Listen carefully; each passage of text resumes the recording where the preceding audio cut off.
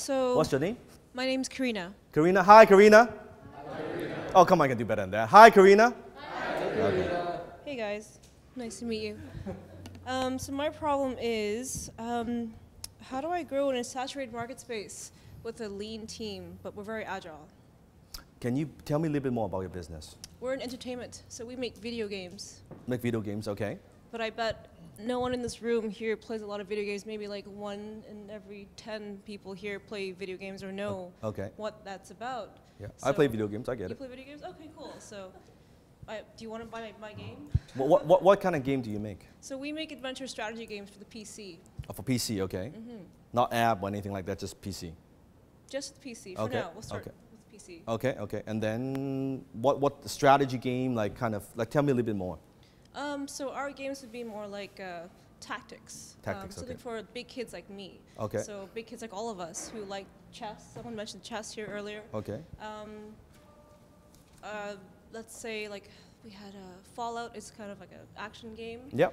Exploring game. But then we also have like real-time strategy games. Okay. Like Warhammer, if anyone's familiar with Warhammer. Out of all, how many games have you made? In my career, Yeah. I've made a lot of apps and mobile apps. Okay. Facebook apps. So Which one is the most successful? We had one game with about 1.7 million users. Okay. Download? Yeah, downloads. Okay. Free downloads, right? Yes. Okay. But mobile is a very interesting space, and so I wanted to move into PC. Yes. It's more premium Yes. from what I experienced. Okay. So you have so you've got one game on app that's got 1.7 million downloads, which is good, and then It's okay. and then you have in-game purchase and things like that, right? Yep. Okay. Was that profitable? Not really. Not really. Okay. Even that's the most successful game you developed. I've worked for some other people who've made successful Got games. it. Got it. And but now you're doing it on your own. Yes. Okay. How long have you been doing it on your own? Not long. Less than a year, less than 6 months. Okay. And usually, how long does it take to develop a game? So we're very agile. It would usually take about 2 years, but we think we can do it in about a year and a half. A year and a half? Yeah. Okay. Now, notice as I'm asking questions, what am I doing? What am I doing? Making her think. No, but also, yes, but what am I doing, though? Understanding the business. Yeah, understanding her business. So same thing with you as you're listening, think in terms you can do the same thing for what you do, or even for your friends. Okay, so with that, so most successful 1.7 download, now you're doing on your own for PC, and so what's your challenge? So we're trying to enter a distributing platform with about 120 million users, Yes, but there are many, many other games to compete with. yes. So if we have a very lean budget, how do we get ourselves out there? How do we get ourselves known? How do we get to the front page? So with this type of model, as you know, that not just saturated, in the gaming industry, it's owned by a handful of big companies. You have a lot of, like apps is a little bit different. Apps, you have guys, independent company, they kind of do their own thing and try to make it big. But Right. Game, you're talking PC games, right? Give me one of the most popular PC games. Warcraft, right? Popular? Huh? Warcraft? Warcraft, right? Warcraft's pretty popular, right? I played when I was in high school, you know, it's okay. It's okay now. You know, It's declined a lot. yeah, give me one that's most popular. I think right now we're looking at Metal Gear Solid, would be a really good one. Dota, League of Legends. Okay, yeah, So those that's are also very popular. Popular ones, yeah. So you notice a lot of these games cost how much money to make? Millions. Millions. How much money to market? Also millions. Yeah, so the odds are not so good, right? How many of you watch Dragon's Den? Anyone watch Dragon's Den? Yeah, I love Dragon's Den. You know that sometimes the entrepreneur, they've got this product and they're so emotionally attached to the product.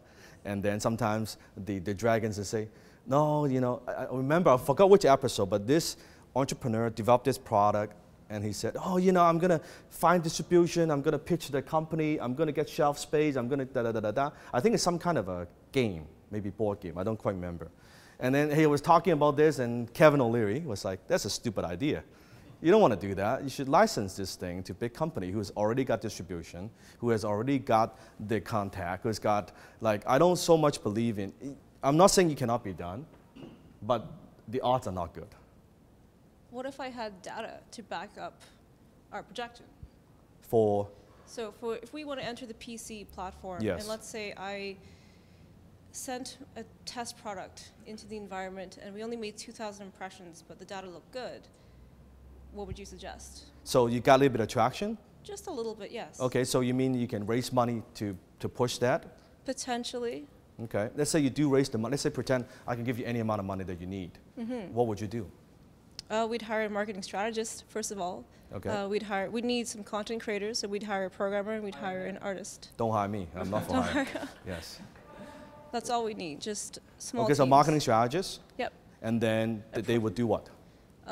Prepare us for launch, mostly. Make sure that we have... So, right, when we launched our product, we got 2,000 impressions just organically, but we need about 10,000 to make it work officially for us. Yes. So if we had that marketing strategist who was able to kind of ramp us up towards that, we think we could have reached 10,000, but we missed by a bit. So if you reached 10,000, how much money you would have made? Well, if we reached, well, at least 100 grand. For a small team, it's not bad to get us started. Yeah, so there are many, many things going on here. So with, first of all, the product itself, notice in terms of your goal. If you just want to make a couple hundred grand, that's what I call a lifestyle entrepreneur. Okay. A lot of people are lifestyle entrepreneur, like graphic designers, consultants, and coaches. They're happy with that. And they, you know, 100 grand a year, that's comfortable for me, and that's all I wanted to. Like you said, you know, for a group of us, we share the money, that's not too bad, right? But if you want to grow, that's one thing.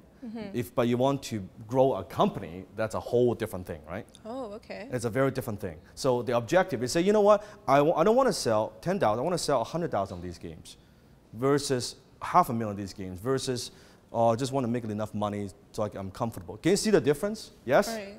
Yeah, it's very different objective. Both are good. Both are good. But I'm just saying, if you want to get your game, I believe anything that you do, you should do it to the highest degree. If you're going to get out in the marketplace, I would rather prove the traction and then pitch the company and say, you know what, we've got traction. I would license the game for you, and then you get paid a little bit of money, of royalty of some kind, right? And then just get paid, versus you go through all of that. Look at entrepreneurs, I mean, that's why 95% of small businesses fail in the first 10 years. The odds are against you. And if that's the case, how can we be that 5%? Well, you get into that 5%, just like what Toby was talking about, if you don't have to put in a ton of money and you can leverage existing platform, you lower your risk. So I would do that instead. Like, what is the shortest path to profit? In this way, you make it enough attraction and bam, why not use their money? Why not use their contact? And chances are, even if you raise the money, if you hire a marketing company to do that, you still don't know. Okay. You know how gaming works. Sometimes some games takes off. Sometimes you think a stupid game, oh, come on, who wants to play that dumb game? And it takes off. Like, what is it? A couple years ago, it has the game, was it the little bird? Flappy Bird? What is it? Flappy Bird. Yeah, I mean, it's the dumbest game. Like, what the fuck is this, right? You know, I remember I was playing on it. My friend showed it to me, and I was playing. I said, what is this? It's like, holy shit. And then I was dead, right? Okay, now I'm gonna get serious about this shit, right? And then I get, shit, right? And I play like for like 30 minutes later. I'm like, this is the dumbest thing ever. Don't bother me, let me do this. Right? It is addictive. Who would have thought of, like, if I tell you a concept, you know what, I'm gonna make a game that's so difficult to play with a stupid bird going through these obstacles, and chances are you won't go very far. You talk to an investor like that, what the hell is this? But you know what I mean? So you never know. Okay, so then I have time for one more question. Yes. How would I pitch my company or my product right now? If let's say that was my pitch, how would I get So let's say now you have traction. I get this from entrepreneurs quite often. Like, who do I talk to? I don't have contacts. That's all. It's all limiting belief. Truly, it's limiting belief. Okay. Because anybody now with LinkedIn, you can find the person who's in charge in that department, who's in charge of the game's licensing. Whatever is that department, you can get through to those people. Just like I have a podcast called Shoulders of Titans. Okay. It's free, shoulderoftitans.com. You guys can listen to it. People ask me, how do I get access to some of these people that the people I interview? A couple weeks ago, I interviewed the founder of Priceline.com. Grew a company from $0 to $2 billion, right? I don't know him. Oh, Dan, you must have some magical connection. Here's the magic. It's called email. I emailed the guy, and he said no. And I emailed him again. He said no. After 12 times, he said, stop bothering me, I'll do it. There's no magic. It's hustle. Hustle. It's how to get through these people. So it's not like you need some magic connection. Once you have a proven game, it's a good game, you've got some proven traction, you just pitch them. Hey, you know what? I'm talking to this company. And then you tell them you're talking to other companies as well. We're looking for, you know, a partner who would want to license this game. And you can see this is what we have, and you can play and da-da-da-da, right? And then you let them know you're talking to other people and just pitch them. You might have to pitch them more than once or twice. But once you get one game in, you're in. Because next time you're like, you know what? I know I like what your team has done. It's getting to your foot in the door that's the most difficult, right? But once you're in, okay, these are a group of guys know what they're doing. It's like one of my companies are corporate champions. We have clients who are Microsoft, Amazon, TELUS. People say, how do you get through to them? You just LinkedIn and you contact with them and you follow up and you email, you phone call. Like it's not rocket science. And you talk to 100, 10 would say yes. And then next year, another 10 would say yes. And then now you've got Amazon, you've got Microsoft, you've got all these companies. And I talk to the other companies, oh yeah, I've already got Microsoft, Amazon.com, all these top companies. Would you like to get involved? Oh, sure. That's how it is, right? We also got a duty-free shop and this all, you know, company, all that. But it's how we started off with one.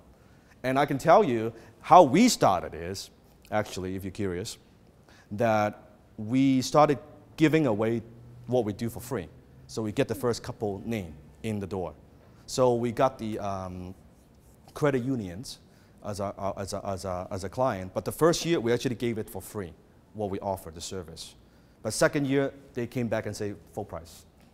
But it's better if I get credit union, now I can talk to Van City, I can talk to TD Bank, I can talk to all, I've already got credit union. Does that make sense? Right. So think of who in your market, this might be helpful for everyone, who in your market, if you could get that person, you would get everybody else. The kingpin in your marketplace. If you get that influencer, you get everybody else. It helps, right? Right. Yeah. 10 times your finances, 10 times your business, 10 times your marketing, 10 times your life. Hit the subscribe button now.